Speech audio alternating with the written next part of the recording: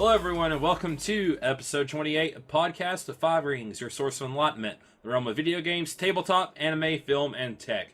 Each episode of Podcast of Five Rings releases Monday mornings on iTunes and Soundcloud. Now I'll talk by topic day by day on YouTube with the full video releasing on Fridays. Catch updates about the podcast or for other news, give us a follow on your social media platform of choice listed in the description below. I'm your host, GM, and overseer of Podcast of Five Rings, Obsidian. Joined by the wall that will not fall, Tetsuo. Is everyone going? He's Tetsuo. And the resident wildcard Mao. Meta is not with us tonight. He is not feeling well. So, yo, better be feeling better by Sunday, because by God, we're going through L5R, the FFG. We're gonna play test the beta. And we're not going to do the... I know people on the Facebook group have already been talking about the adventure mod in the back. We're not going to do the adventure mod in the back. We're going to do a actual built from the ground, from scratch adventure. So, woo! A one shot, if you will. A1. Man, I could go for a steak right now, so bad. But then again, when is that not the case? When is that not true? Exactly. See, Tets has been posting pictures on our Discord, or links to videos to the Barbecue Pit Boys, which is one of my favorite YouTube channels for food recipes. That burger looks so good. Which I don't even remember which one I linked, because I've been watching so many of their videos lately. They use like 3 pounds of meat to make 2 burgers, and Whiskey burger. Yes, that was it. That was it. That thing looks so good. Oh, monster. Man. If only we were a food podcast, right? Alright. This is where we pivot? To Shokugeki no Soma, which Tetsuo will never watch or read. Nope. Which makes me sad. I refuse to for the safety of my wallet. Yep. My week has been work sucks and reading all of My Hero Academia since I'm caught up on, since the anime's done now until the 3rd season. Did you read Vigilantes yet? No, I haven't read Vigilantes yet. Do it. But My Hero Academia is so good. It could end up being my favorite shonen if it keeps going at the rate it's going. Yeah. I've been playing a lot of mobile games. I don't know. It's just Been what playing I've been doing. that Fire Emblem. Yep, lots of Fire Emblem. They also have a Yu-Gi-Oh! One that's like half of Yu-Gi-Oh! Because your decks are in half, your life points, and only half the field. Mini Yu-Gi-Oh! And they also came out with a Digimon game last week. Man, I can't wait for that Magic thing to come out. I hope I get the beta. Arenas? Well, I mean, you haven't gotten the first round, I guess, because they sent it out to people who did like Ixalan pre-releases. Oh, gotcha. Yeah, it'll be a while if I even get into it. Because Magic on the Go sounds pretty fun. Yeah, like full Magic. Yeah, exactly. Because I tried duels and I didn't care for it. It didn't work on any of my stuff, so I couldn't play it. But anyways, all right, we're not talking about Magic tonight. We're going to talk about our normal game of choice, L5R, which is my topic. We weren't really going to talk about this, but a few days ago, I think on Tuesday, people started getting wind. Game stores were starting to show some of our emails that they got an email from FFG about the next few Dynasty Packs that were going to come out, and it got confirmed a few hours later on the FFG website. Oh, this was yesterday. Then. Was it yesterday? Okay. Yep. The week is just a melange all in my brain. We got the Imperial Cycle. Yep, the Imperial Cycle article, which gives us the names of the 6 first Dynasty Packs that are going to come out. A lot of people are guessing before the big box, but the big news is that they're all coming out in the span of 6 weeks. Starting 6 packs? 6 packs in 6 weeks. Across the span of November. I think initially, for Honor and Glory, the pack after Tears of Amaterasu, it kind of, like the picture of it got leaked. Then a few hours later, the email went out. And then a few hours later, FFG had their official post up. Yeah, pretty much. Yep, so we got Tears of Amaterasu for Honor and Glory, Into the Forbidden City, The Chrysanthemum Throne, Fate Has No Secrets, and Meditations on the Ephemeral. And whatever could happen. yeah, story-wise, Oh my god, ladybugs are starting to attack its autumn. That's a weird story for them to pivot. Yeah, no, the ladybug clan. Ah, no, 3 ladybugs literally just flew on my screen. Oh. And I haven't seen any yet this autumn. Get out of here, ladybugs. Okay, anyways, L5R.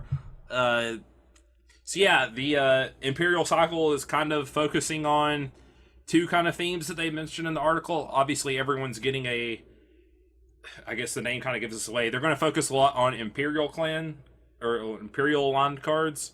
So some neutral cards that have the Imperial keyword, or trait, as they call it in this game. And even some probably... They showed Kakiti Yoshiu as the Imperial trait, and I'm betting we're going to get Kashiko in the set probably too.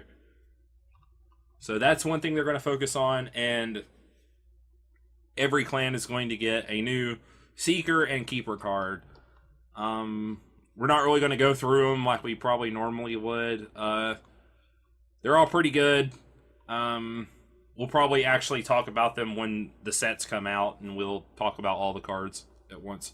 So you can look at them on the FFG page. The Crane ones and the Scorpion ones in particular look pretty powerful. But there was that one that wasn't a Seeker or Keeper card for the Crane that was... Yeah, Kakiti Yoshi is really good. He's really strong. Out goes Hotaru, in comes Kakiti Yoshi. Because he's a more control-y top that I want to play with if I'm going to play Crane. This might push me a little bit back more towards Crane because at my release weekend stuff, I played Phoenix all weekend and had a blast.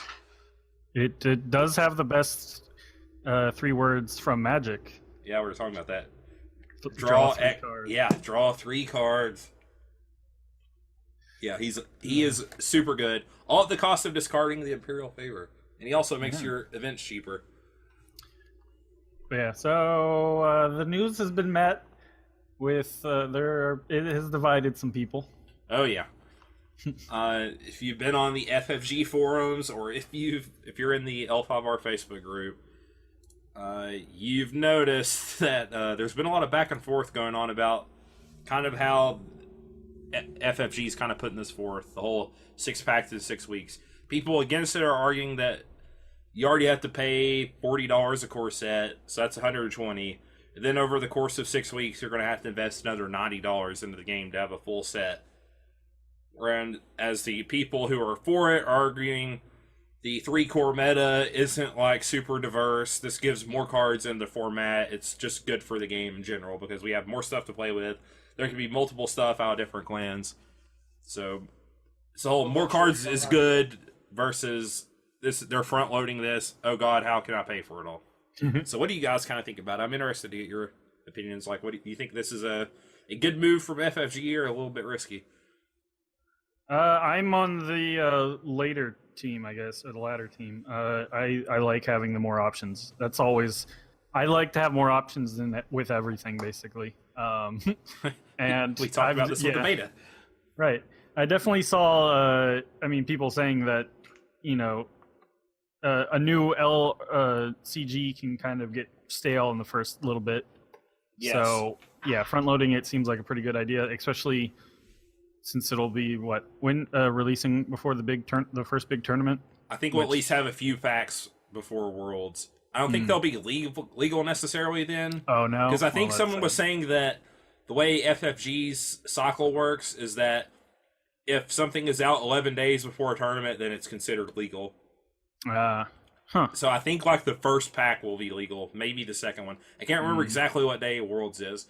I have no confirmation on it. Don't take anything I'm saying right now as the holy grail or as truth, but... Well, it's nice that they showed the Seeker and Keeper cards before then. Yeah, Help sure. make people... Exactly, so you're not just going into Worlds and going, oh no, I picked the awful card for my clan, or something like that, So yeah, that's a good idea. And like you were saying, touching on a little bit a second ago, Mal, I mean, this is the first real bit like FFG game I've really bought into, but apparently FFG has a history of being slow and having to delay like expansion packs and big boxes and stuff like that. Yeah. So maybe this is them trying to like do something different. I know that Kote season was announced, and we're already getting like tournaments in December, I believe, is the first big Kote. So it's also. Yeah, go ahead. I was just gonna say it's also. I've seen people say it's right before Christmas, so it could like lead to more people buying it. Yep, that's a factor too.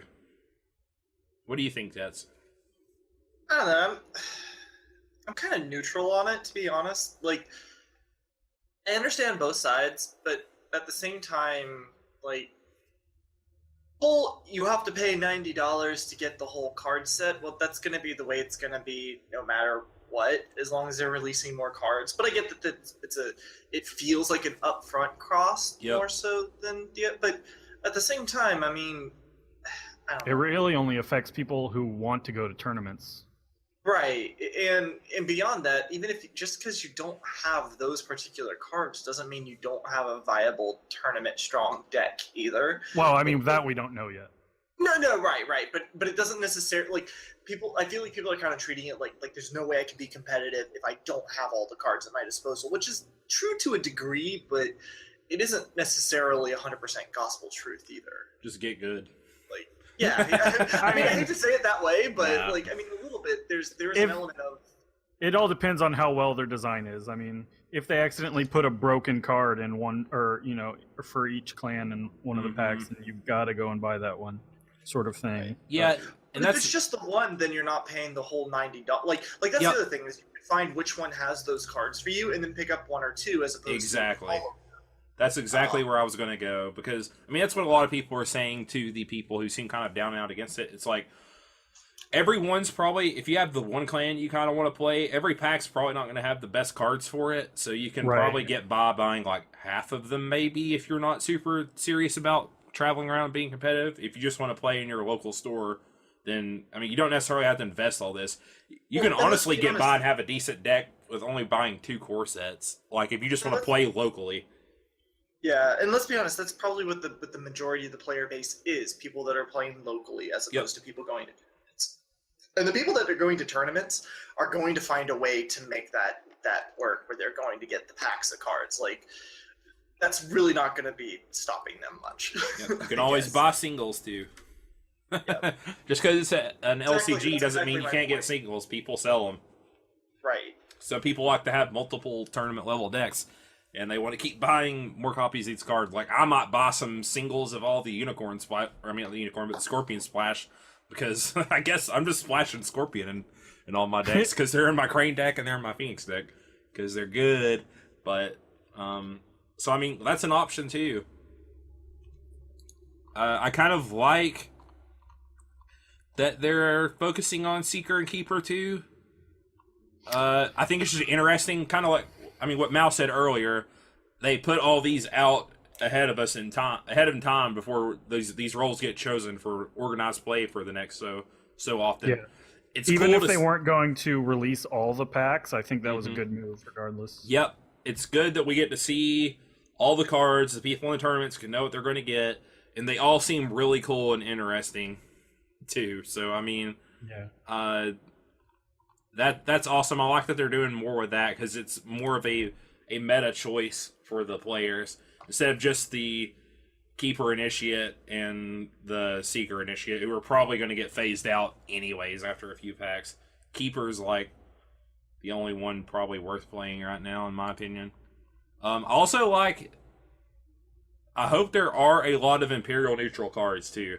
I'd like to see someone be able to eventually build like a more Imperial-focused deck out of a certain clan. We were kind of talking about it in Discord a little bit, but maybe I want to play a Crane deck that has lots of Imperials and like Kakita Yoshi, and maybe they'll release like at least, I'm sure they'll have at least one Imperial for every clan probably. Oh yeah. I think it would be fun to do a build around mostly neutral deck and try to figure out, which faction probably plays the best out of it. Maybe they put a Imperial Stronghold. One of the packs they showed. They showed one neutral card that gets +1/+1 for each other Imperial card you control. Yep, Sepun Ishikawa. So I'm sure they're going to try and make it so an Imperial deck emerges. Who is thirsty for Kaede? If you write his flavor text, you are not worthy of her, Tottori-sama. But yeah, they're calling this like a special event, which I mean, I guess. This could be like a one-time thing. A lot of people think it's going to be a one-time thing, and they'll go back to basically normal. just to front load the start of the game because it can get stale or whatnot. I saw one person say that they play Game of Thrones, and after 2 years they just feel like the card pool is starting to get to a good size. Yep.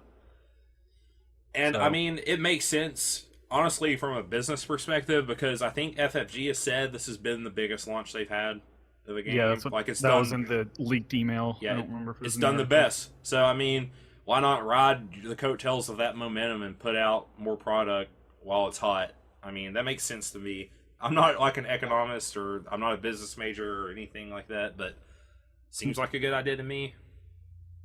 I mean, I'm going to buy them all, but I'm already pretty heavily invested in the game anyways. I enjoy playing it, so, I mean, more cards is good for me, man.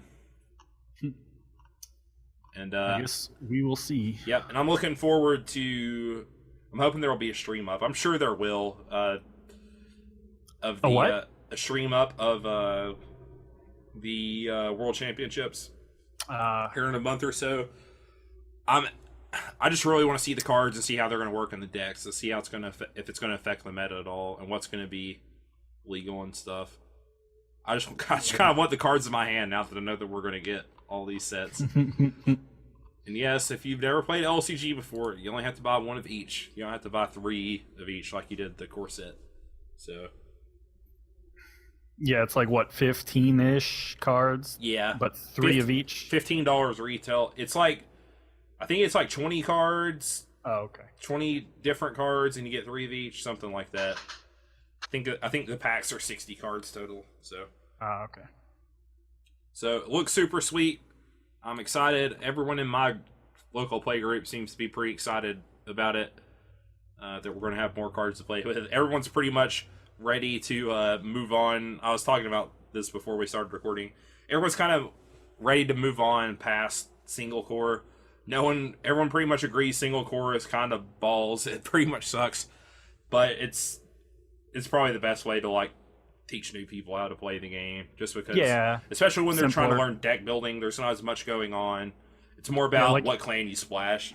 Even Magic has like beginner 30 card packs. Yeah, so it's the best way to learn, but after you get a few games in, you really want to kind of dive into the deck building, 3 cores where it's at, and that's pretty much what my group's going to be doing from here on out. So I'm excited. More cards. Oh yeah, because you've been hitting up the release events. Yep, I've been hitting up the release events. I got 3 of my full bleeds. I want to play set of Tsukunes or Hotarus or Totaris. Well, you're gonna replace Hataru, so. Yeah, I know, but you still want to play set over. You gotta swing your promos around, Mel. You play Magic, you know this. You gotta swing your. Nah, you don't. You just sell those. You're like invocations that you draw. You don't keep them and swing them around. You get rid of them so you can play more Magic. Oh man! All right, let's get into your topic, Mal. What you got? Well, I Tuesday night I went and saw Blade Runner 2049. Talk about divisive things that people have been talking about. Yeah. Which is about a week after I saw the original for the first time. Oh wow. Yeah. I've still yet to watch the original. I don't know why I put it off. Well, I mean, I kind of know why. I just don't watch movies outside of the theater usually. Yeah. But it was really up my alley because I just love dystopian sci-fi more than... I'm not huge into the utopian like Star Trek, but like this was pretty great. The world building and or like is it like Shadowrun? It's all dark and whatnot, dingy type of sci-fi. It's a very Shadowrun kind of movie. Yeah, without the fantasy, obviously. Yeah. But yeah, so it's 35. The first one was in 82.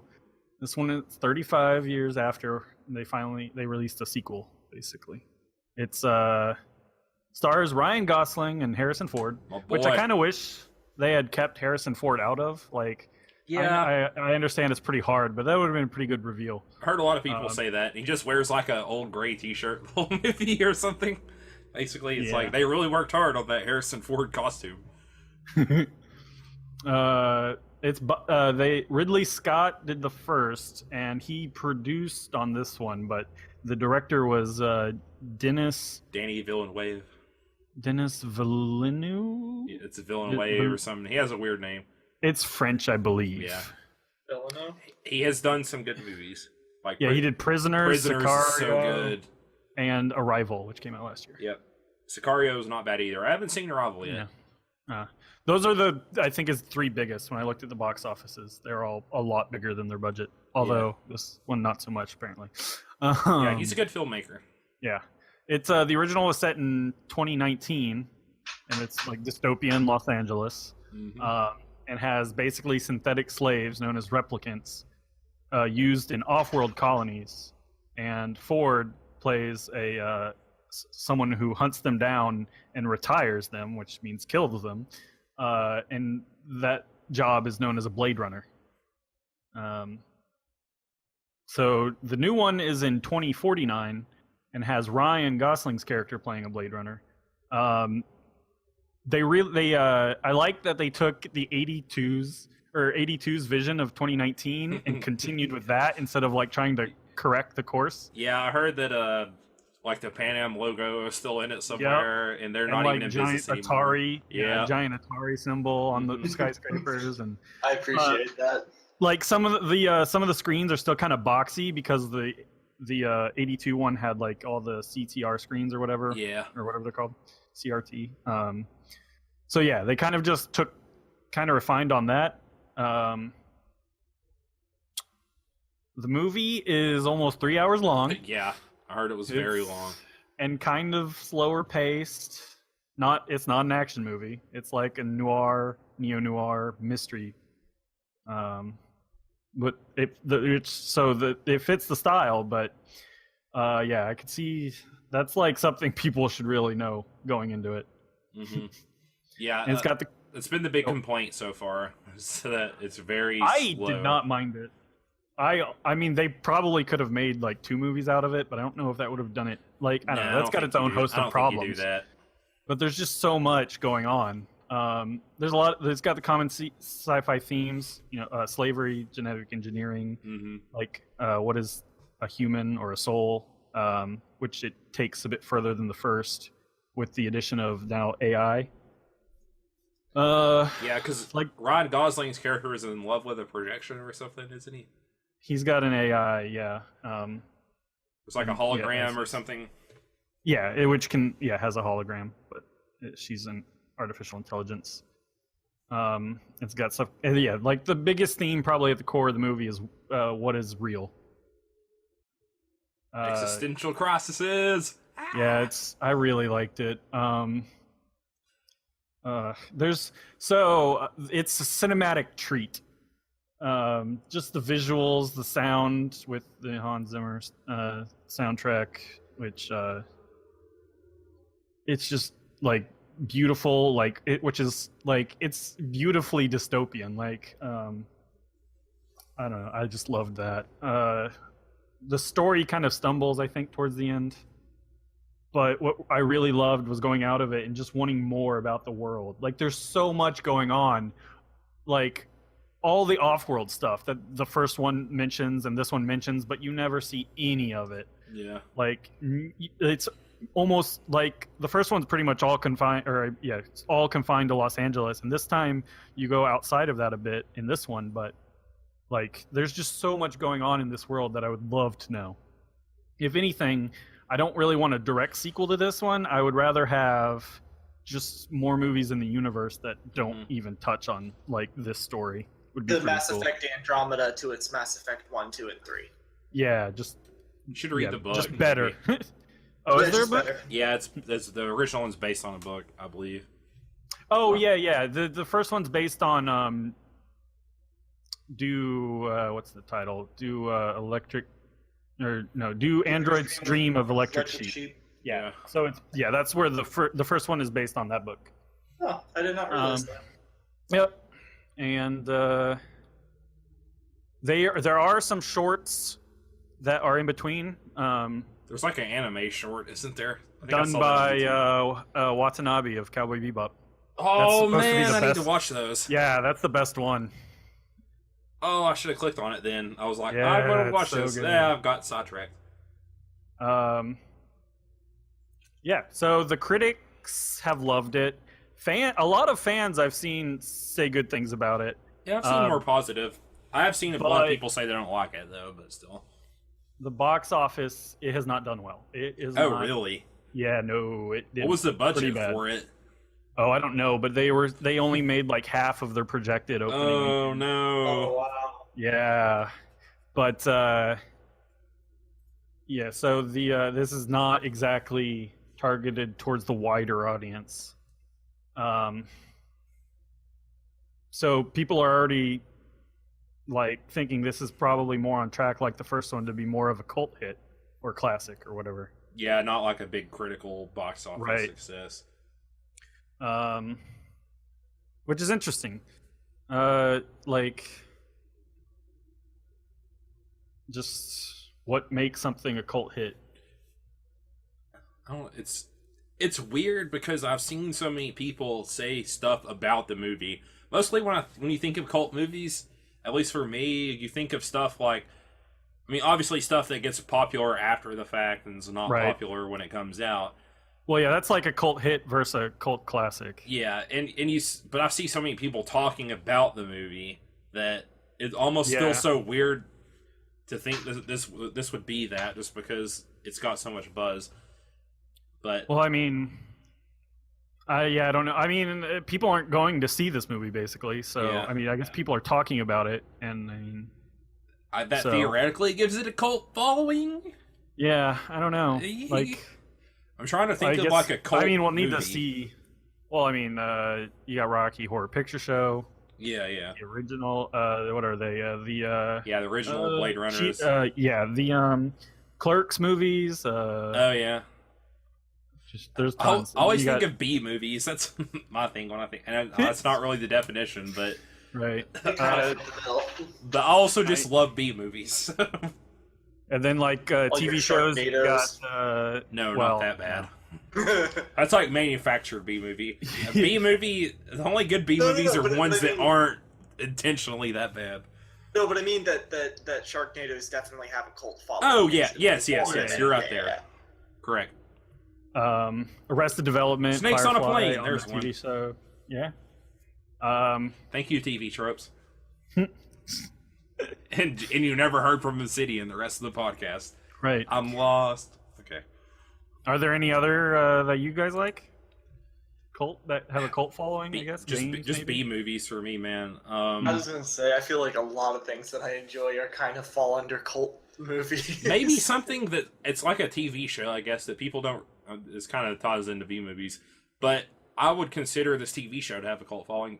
Mystery Science Theater 3000. Oh yeah. Yeah. It has a certain very niche audience, and I love that show. It was something I never got into while it was airing, and they put episodes of it on Netflix about 6 years ago, and that's when I got into it, and that's when I started to get into B movies, and it just kind of skyrocketed from there. I think that's like a very big one. That's probably like the biggest cult thing I like. One of my favorites has got to be Jet Set Radio, and the video game side. It's a big cult hit video game. Yeah, I love it so much. It's got its passionate fans. Oh yeah, it's just usually they're just something, I guess, it's just something so different, but is usually executed so well. I guess it's usually the commonality. What about you, Teds? I will probably surprise everybody by saying Godzilla movies. That's definitely a cult following right there. Sorta. Like they've gotten close to mainstream just because everyone knows what Godzilla is. Yeah, it's just the name itself. But like, do people actually watch them and are a fan of them? No. Yeah. That's probably what more pushes it that way. There's like 2 Hollywood movies now, which I still haven't seen. Let's not talk about those. We don't talk about the Hollywood Godzilla movies. I like the cartoon from the second or the first. Yeah. Wait, which one? The one based off of the original Hollywood movie. Cartoon based off of the '98 Godzilla. Yeah. Because that one was awful. Yeah. I didn't even know that movie had a cartoon. It does. I mean, I was young, so I was impressionable back then. I've met his fiance loves Godzilla stuff, so Right. if he was here, he'd probably say something about that. I guess most of my isometric RPGs count as cult hits too. Yeah. Jade Empire. Thank you. I lost the second word. Man, we just fell out of my head.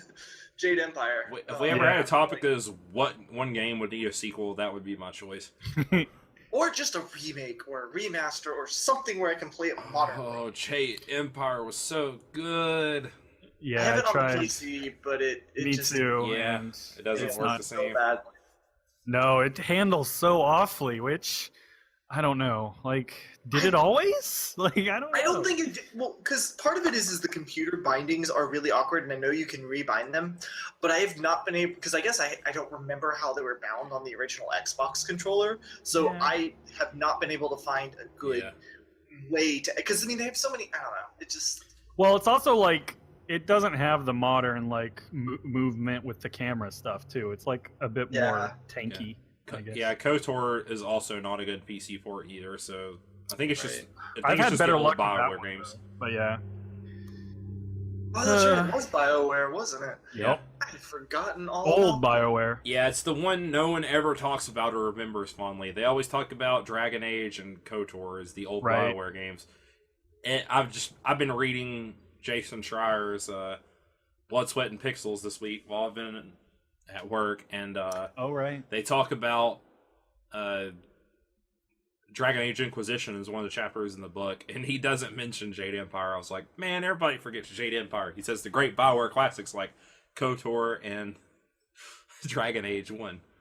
I'm like, man, Jade Empire is my favorite one out of all of them, though. I would kill for another. Even just a game I don't in know. that vein, you know. As much as I love Jade Empire, I probably would just say KOTOR 1 is probably my favorite old BioWare Oh, game. it's good too, but Yeah. yeah, that definitely has a cult following. That's what I see a lot of people mention when they talk about old BioWare as their favorite game is Jade Empire. The Jade Empire fans always come out in like full force. I Yeah. don't know that I've ever not seen like anybody who's heard of it. I don't know that I've ever heard anybody actually talk bad about it once they know about it. No. Like, All my granted, friends I love it. Couldn't say that I have a large sample size, but Right. Mm-hmm. It's It's very much yeah. Tiansha, the video game. Right. or just Wushu, the video game. Yeah. Which, on that note, that's another series of cult following movies that I know I enjoy are just Wushu flicks in general. I guess Jackie Chan kind of is more of a mainstream in that regard. Yeah. Like your old. I guess his older Jackie Chan more Exactly. Like, yeah. 1970s, 1980s kung fu flicks. Yeah, that's. When the good did he stuff. break out? Did he have anything good before Rush Hour, I guess? He had some Oh, stuff. yeah. In America, I mean. In America, like mainstream stuff. I think he had a few. Anyway. So I love Because I was Blade gonna say- Runner.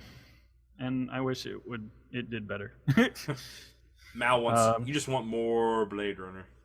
I want more World of Blade Runner. I don't necessarily need any like Harrison or You need Decker still or old anything. Grandpa Harrison Ford, Right. like, running around, chasing replicants down. Yeah. I've seen a lot of fans say it did it pretty well. It does have some problematic themes maybe, but Yeah, I'll probably see it eventually. amusingly, I think the only not rated R movie I've seen this year well, no, that's not true. Or at least was basically Spider-Man practically. I think maybe one other. Guardians. Oh yeah. Was that this year? Yeah. Yeah. Guardians Oh, 2 was wow. like May, I think. Oh geez. And we'll get Thor 2 here in like a month.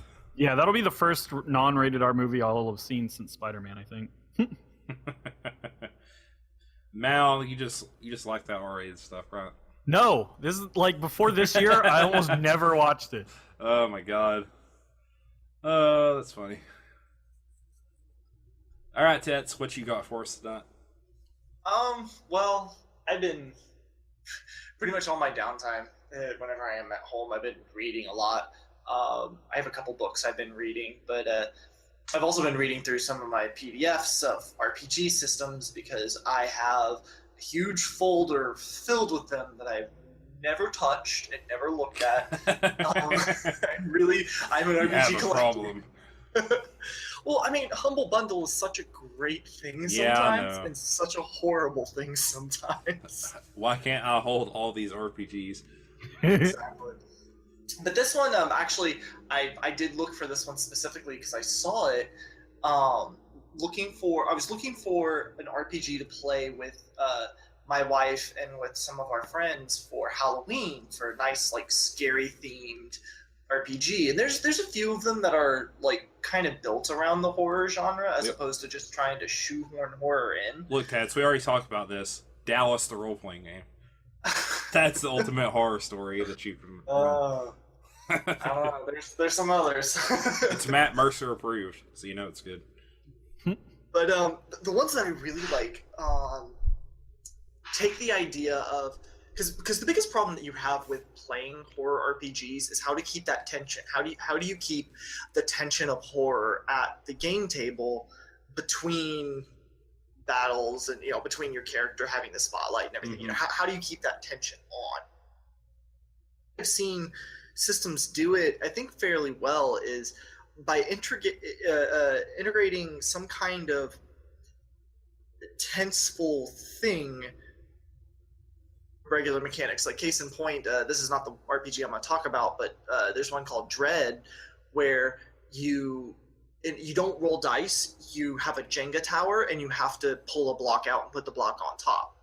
So you're stressed about, you're playing Jenga, and if you just pull wrong, your character might It's die. like a weird meta thing. It's like you get tense about the game, so your tension roll up, and then you pull the piece out. But I don't know how well that works with Dread necessarily, because it's not the same kind of fear. It's not. It just is anxiety across the board, but it's not the same stress and anxiety on your person.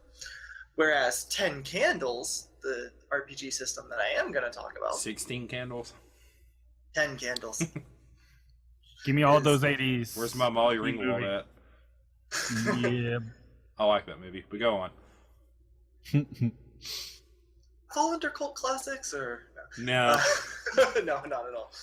But anyway, 10 Candles, the main mechanic, or driving mechanic, I guess, that everything else spiderwebs back to, is the fact that you play the whole game by the light of 10 lit tea light candles.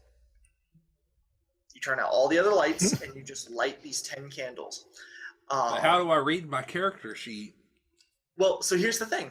The game itself is actually a zero prep game. Oh, okay. Nice. It's meant to be done as a one-shot. It's not really designed for extended campaign play.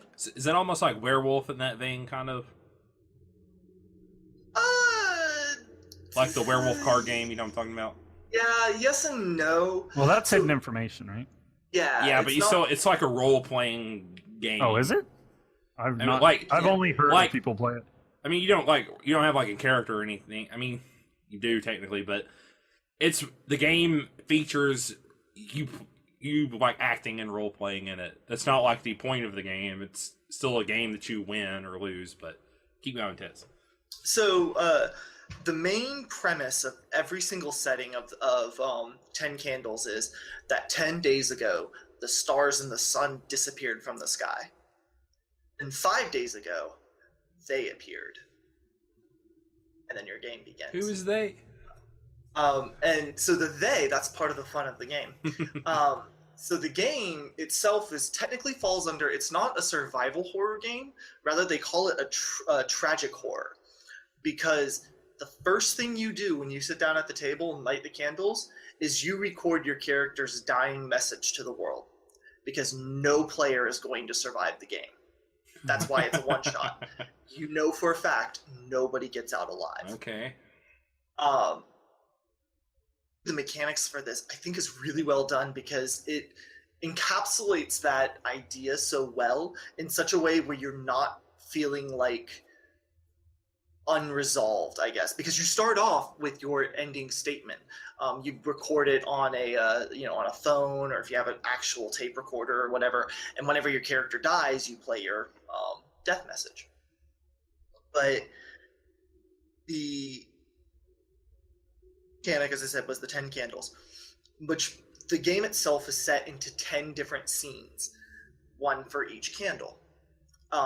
At the beginning of the game, the players have 10 dice, 10 d6s, and in order to achieve a success and have narrative control over what's happening during the scene, they just have to roll more sixes than the GM.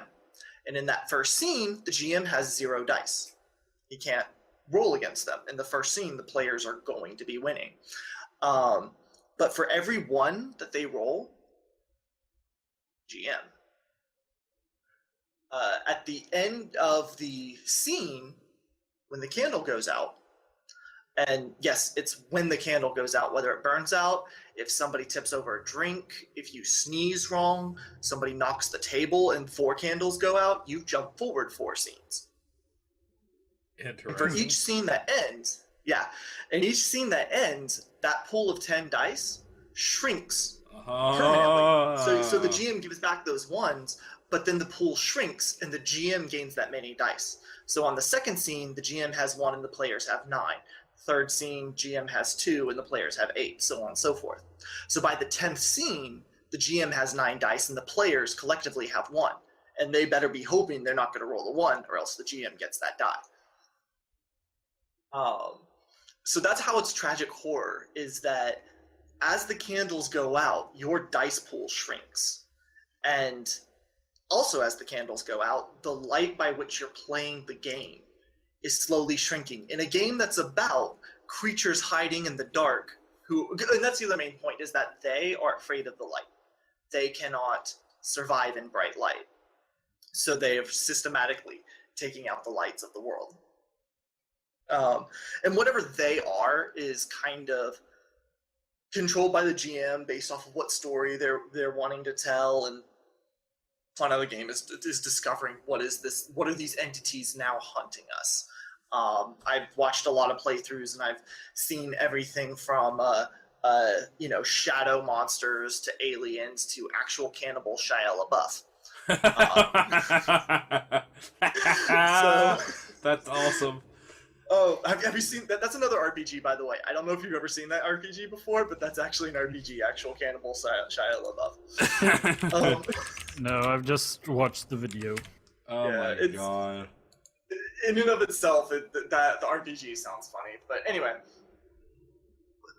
the whole point of the game being 0 prep, after you light the candles and after you record your death statement, you go through character creation. Every player is going to get 4 index cards, 1 for each of their 4, I guess, the 4 things about their characters. They have a vice, a virtue, hope, and a thing that they do in the very pits of their depravity when their spirit breaks. Is when you write down your vice, you hand the card to your left. When you write down your virtue, you hand the card to your right. And then I think you keep your hope, and then it's randomized what breaking point you get. Might be vice versa, something like that. But essentially, form your character around the cards that you get. Interesting. Yeah. And so, and again, that's part of the whole 0 prep idea, is that you just kind of build real fast and play. Yeah, it's like a play and go kind of thing. Because you're not like spending a whole bunch of time like building your character, you're not as attached to them, and I think mechanically speaking, that's part of why it makes it more okay to have your character die at the end of the game. Yeah. Because you're not as invested in it because you haven't spent 10 hours trying to build this perfectly min-maxed murder hobo. Not to say anything against building min-maxed murder hobos, I just mean that obviously you're invested in those type of characters and wouldn't work as well in 10 candles because of that reason. Really, don't build min-max murder hobos. Right. Don't be that guy. But I mean, if your whole table likes it, then fine. If it works for your group, I'm just messing around, people. Yeah, I know. But don't rustle, you jimmies. So those cards, the way that they come into play, if you roll no 6s, by working into the narrative about what's going on, you can then re-roll. Can't remember how many dice you re-roll. I think it's based off of the scene and based off of how many failures you have or whatever. But you're able to re-roll those dice. But once you do, you take that index card and you dip it in one of those candles and you light it on fire, and it's gone forever. So you literally have to burn away your character sheet in order to try to survive longer. Dude. This sounds very Stephen King-ish to me. It does. Like, this game sounds like such a great Halloween game to play. Yeah. Now you just got me wanting to watch playthroughs of it. I can shoot you some. There's some good ones Yeah, on.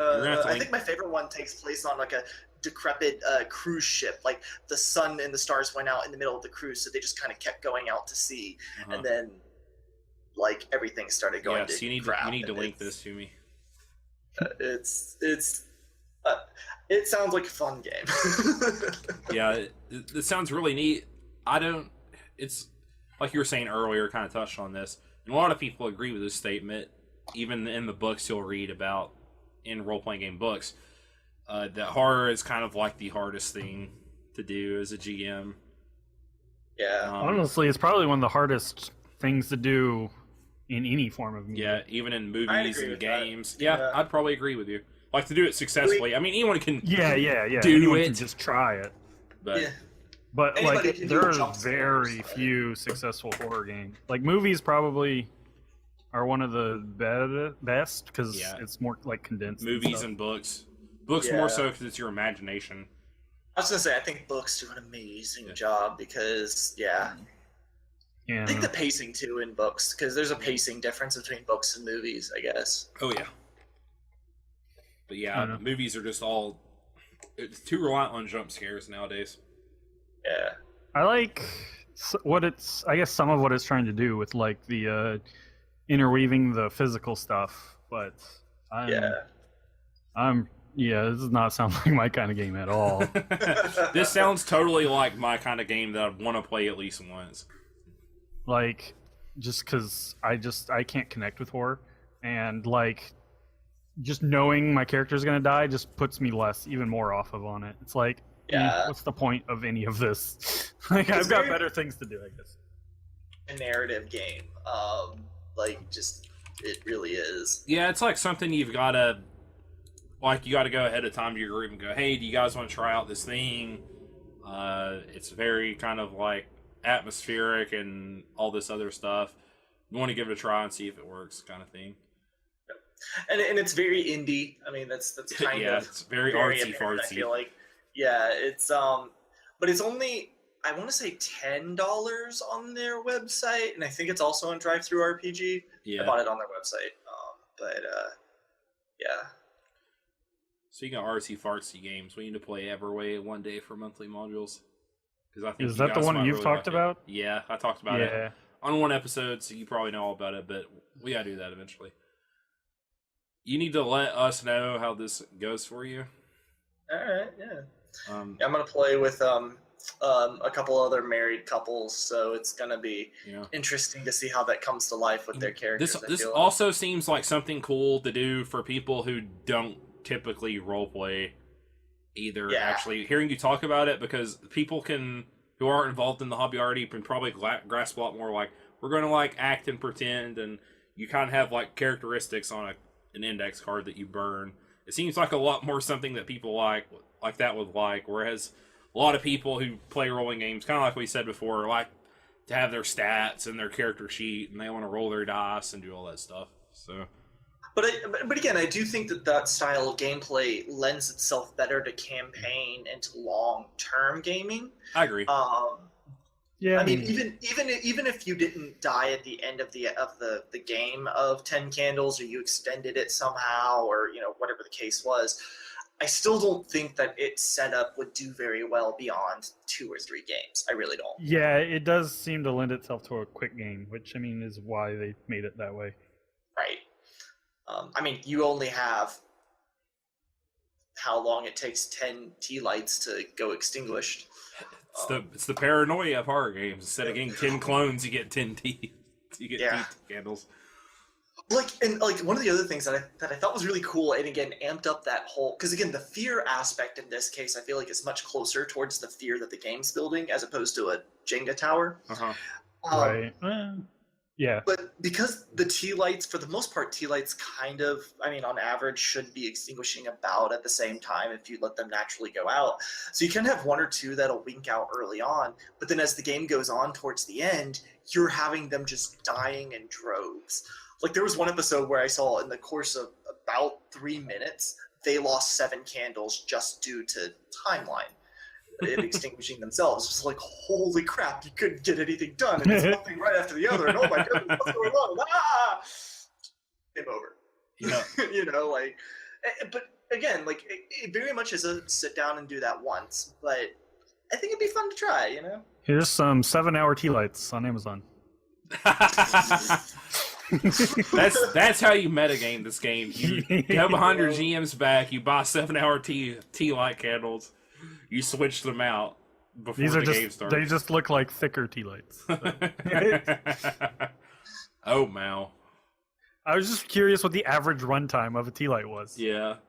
Oh, my God. I don't know. I see some people saying about 4 hours, maybe. Yeah, I was gonna say, I think it's like 3 to 4 hours usually. Can you run off the top of your head for over 7 hours? You guys win after like hour 5. Right. That's when the GM starts accidentally breathing hard and blowing out candles on accident. I mean, is there a rule if the GM just blows them all out? Oh no! Yeah, I accidentally spilled my Mountain Dew on this. No, not just blatant. I mean, the rule is if the candles go out for any reason at all. Right. It's like you got to physically restrain your DM. Tie them up with a straitjacket to add to the mood of the game. Yeah. You got to roll his dice for him. Yeah, man. Just put it in his mouth and let him spit him out on the table. Right. I want to hear a report of how your game went because it sounds really cool. I like the kind of idea. Yeah. I like how Stephen King-y it feels because a lot of his stuff is like, it's the unknown. Yeah, and that's a lot of the fear of the game. And so, again, part of that character creation where you're doing the cards out, the GM is actually involved in that. And so one of the players does get to determine one of the things about them, as well as I think it's up to 2 players end up actually designing part of them. Mm-hmm. But they can't do, like, it's only an old lady and we just don't understand. You know, they're not allowed to do that. It has to be very abstract. So, and then the GM can put it together to what the horror is. And you may not find out what it is. Like, that's part of the game is something in the darkness that is hunting you. You're trying to survive.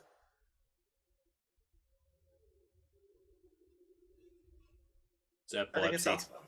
It's epilepsy. That's what's trying to get you. All right, this has been episode 28 of the Podcast of 5 Rings. Your source of enlightenment in the realm of video games, tabletop, anime, film, and tech. Each episode of Podcast of 5 Rings releases Monday mornings on iTunes and Soundcloud. Now talking about topic day by day on YouTube with the full video releasing on Fridays. Follow us on social media, Podcast5R on Twitter, P5R Podcast on Facebook. Check out MetaStream. They've been playing Final Fantasy 14 because it's got like a new update out where you go to Evil East and stuff. So I think they've been streaming that. Twitch.tv/PSO for no. We will check you guys out next week. Hopefully you get to listen to us doing some samurai and rolling some dice and getting some strife and all that good stuff and outbursting all over each other. We'll see you guys then. Bye. Later.